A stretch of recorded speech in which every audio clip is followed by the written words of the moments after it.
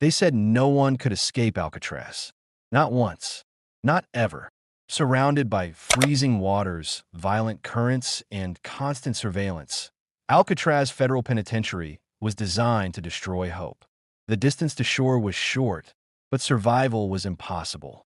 Sharks were rumored, the water temperature deadly, and the guards unforgiving.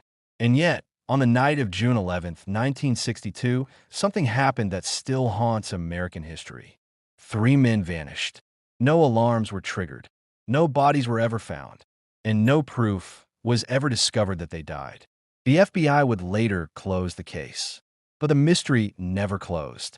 Frank Morris, John Anglin, Clarence Anglin, 3 prisoners, 1 prison, 1 escape attempt that challenged the very idea of inescapable.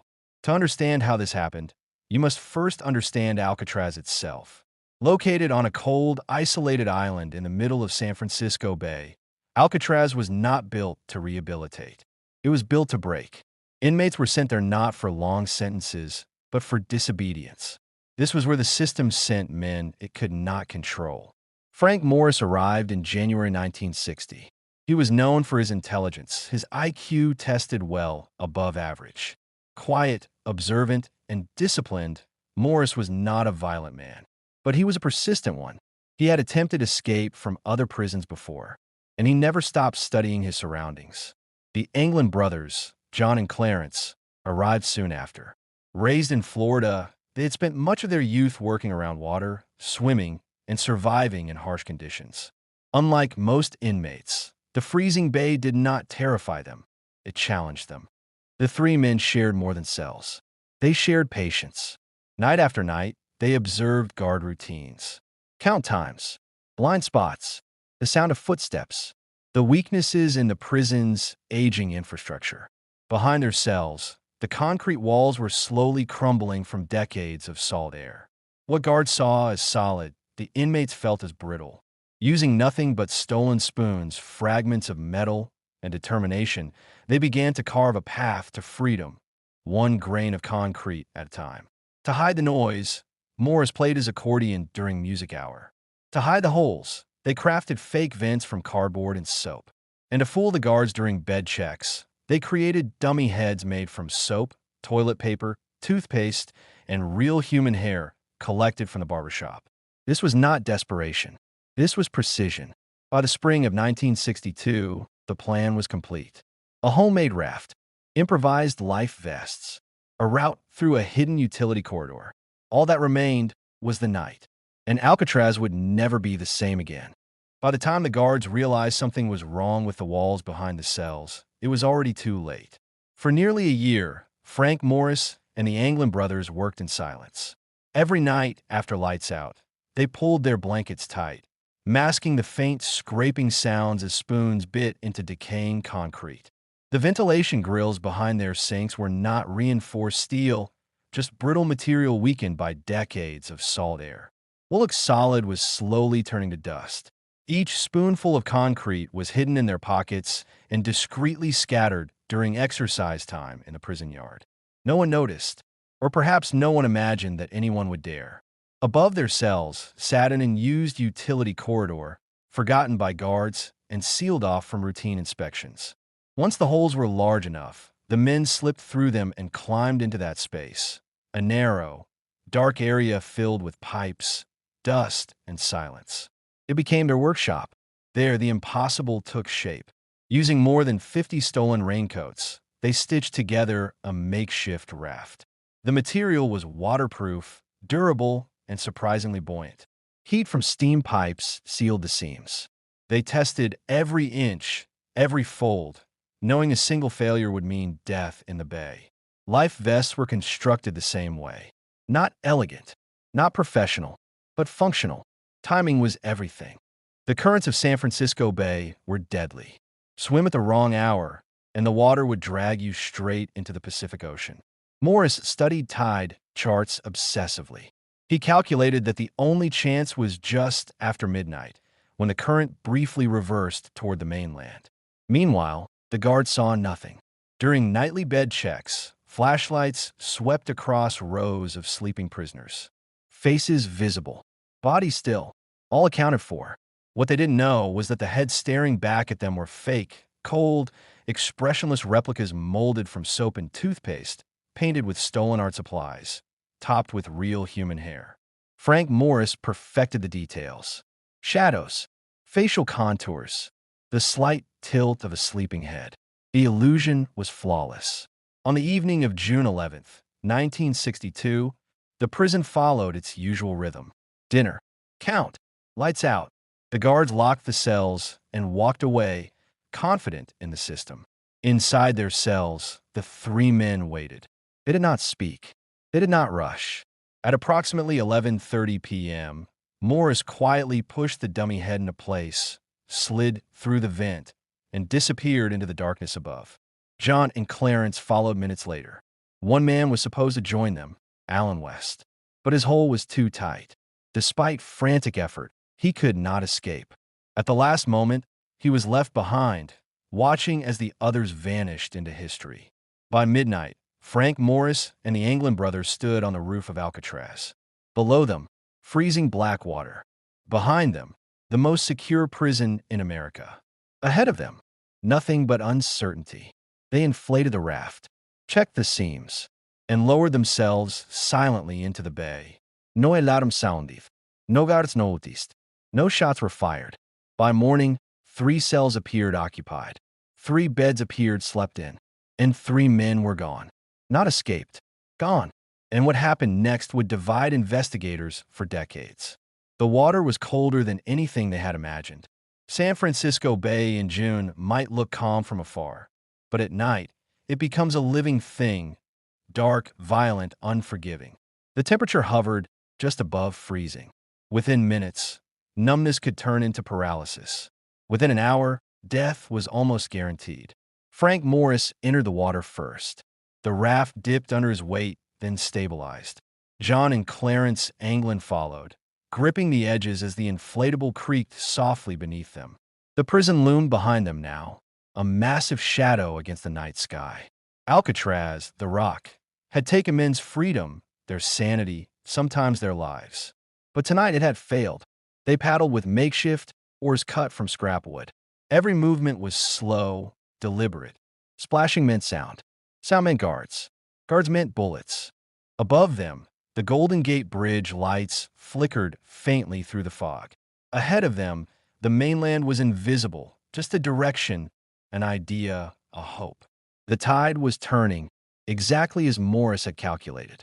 For a brief window, the current carried them not toward open ocean, but toward the shores near Marin Headlands. It was their only chance. Miss it, and the bay would drag them west, into the Pacific where survival was impossible. None of them spoke. Each man was trapped inside his own thoughts. Frank Morris thought about the years he had spent moving from prison to prison, never staying long, always testing systems, always learning their weaknesses. He had escaped before, from Louisiana State Penitentiary, but this was different. This was not just escape. This was a challenge to the idea that Alcatraz was unbeatable. John Anglin thought about his mother, about Florida, about the open water he had grown up swimming in. He focused on rhythm. Paddle, breathe, paddle again. Clarence Anglin prayed silently. The raft drifted past the prison's outer lights. And then, nothing. No sirens, no alarms, no shouting. Only the sound of water slapping rubber and the distant horns of ships moving through the fog. At approximately 12:40 a.m., a Coast Guard vessel passed several hundred yards away. The men froze, letting the raft drift. The fog swallowed them completely. They were invisible, but the bay was not finished with them. Sudden waves rocked the raft violently. Cold water spilled over the sides. Their hands burned with pain as circulation faded. Muscles stiffened. Each paddle stroke became harder than the last. If the raft failed, they would not drown immediately. They would freeze. Minutes stretched into something timeless. Then, somewhere in the darkness, they felt it, the current changing again. The raft began drifting faster. Too fast. They were no longer in control. Morris tried to adjust their direction, but the water ignored him. The bay pulled them south, toward the shoreline near the Golden Gate Bridge. or possibly farther out. It was impossible to tell. This was the moment where survival separated from legend. If they reached land, they would become ghosts. If they didn't, they would become statistics. At 7:15 a.m., a guard at Alcatraz noticed something strange. Frank Morris's bed did not move. He touched the head. It rolled onto the floor. The alarm sounded across the island. Cells were searched. Corridors flooded with guards. Within minutes, the truth became undeniable. 3 men had vanished. Both were launched immediately. Helicopters circled the bay. The FBI was notified before noon. The press descended by afternoon. The official story formed quickly. The men had drowned. The bay was too cold. The currents too strong. No bodies meant nothing. But the evidence told a more complicated story. That afternoon, a piece of the raft washed ashore near Angel Island. Days later, fragments of raincoat material were recovered. Weeks later, family members of the Anglin brothers received Christmas cards and signed, postmarked from South America. And then there were the reports. A blue Chevrolet seen abandoned. Men matching their descriptions spotted in Brazil. A photograph taken decades later, showing 2 elderly men standing side by side on a dusty road. Frank Morris's trail vanished completely. No body, no confession, no proof of death, only absence. And absence, sometimes, is the loudest answer of all. By sunrise, Alcatraz was in chaos. Guards combed every corner of the island. The cell blocks, silent just hours ago, were now filled with shouting and clanging. The warden's office was flooded with calls. By 7:30 a.m., every boat in the bay had been mobilized, every helicopter in San Francisco airborne. The escape had become an event, a crisis broadcast live in whispers and headlines across the country. The FBI joined the hunt. Official statements were carefully worded. It is presumed the escapees drowned in San Francisco Bay. Newspapers ran the story with grim efficiency, printing photographs of Morris, John Anglin, and Clarence Anglin as if to freeze them in time. Criminals now presumed dead. Yet, deep down, officials knew the truth. The bay had swallowed no bodies. Agents spread across the West Coast, checking train stations, bus depots, and airports. Every tip was followed. Every sighting investigated. Every family connection scrutinized. Yet the men seemed to vanish from existence. Meanwhile, rumors began to spread. Some claimed to have seen 3 men boarding a freighter bound for South America. Others reported elderly men matching the Anglin's description, living quietly in a small Brazilian town, unbothered and smiling. Frank Morris's trail remained colder than the Pacific winter currents he had conquered. No trace, no confirmation, just a vacuum where certainty should have been. The manhunt became a legend in its own right. Prisoners in federal penitentiaries whispered about it. Guard passed notes on breaks. Journalists speculated endlessly. Impossible, they said. They could never have survived. Yet, with each unverified sighting, the legend grew. The idea that the rock could be beaten haunted Alcatraz forevermore. Families of the Anglins became involuntary participants in the mystery. Letters arrived from strangers claiming to have seen the men. Packages containing photographs, postcards, and even a personal item, an old lighter engraved with Clarence's initials, reached anxious relatives. Was it proof or clever forgery? No one could tell. The FBI kept its records sealed. Officially, the case was closed. Presumed drowned. The evidence, or lack thereof, left only theories. Yet insiders and former guards knew that something extraordinary had happened that night. A breach of one of the most secure prisons in the world, executed with precision, courage, and almost unimaginable luck. And the public? The world watched and speculated, fascinated by the audacity of it all. Alcatraz had been considered inescapable. Until June 11th, 1962. The escape changed perceptions forever. It also changed the men. If Morris and Anglin survived, they carried with them not just freedom, but the weight of reinvention. Every day, they had to remain ghosts. Every encounter had to be carefully calculated. Every move could expose them and send them back to the very prison they had outwitted. Somewhere hidden from cameras, from the law, from history books, they adapted. They aged, they worked, they observed. They learned new languages, acquired new skills, assumed new identities. But the shadow of Alcatraz, the legend of their escape, followed them, a constant reminder of the night that rewrote their lives. The world wanted closure. The authorities wanted closure. The men themselves? They understood that closure was a luxury they could never afford. Alcatraz had failed to contain them. Yes, but it had forged them into myths. And myths, once born, have a way of never dying. Decades passed, but the story of the escape never faded. Newspapers and documentaries replayed the audacious June 11th, 1962 escape as if it were a crime movie. Yet nothing in fiction could match the precision, courage, and sheer nerve of Frank Morris and the Anglin brothers. Each year, new theories emerged, new evidence surfaced, yet none could definitively prove whether the men survived or perished in the icy waters of San Francisco Bay. Alcatraz itself transformed into a shrine of intrigue. Tourists walked the cold stone corridors, peering into cells frozen in time, imagining the meticulous planning, the hours spent digging, shaping, and crafting, using only spoons, scrap metal, and ingenuity.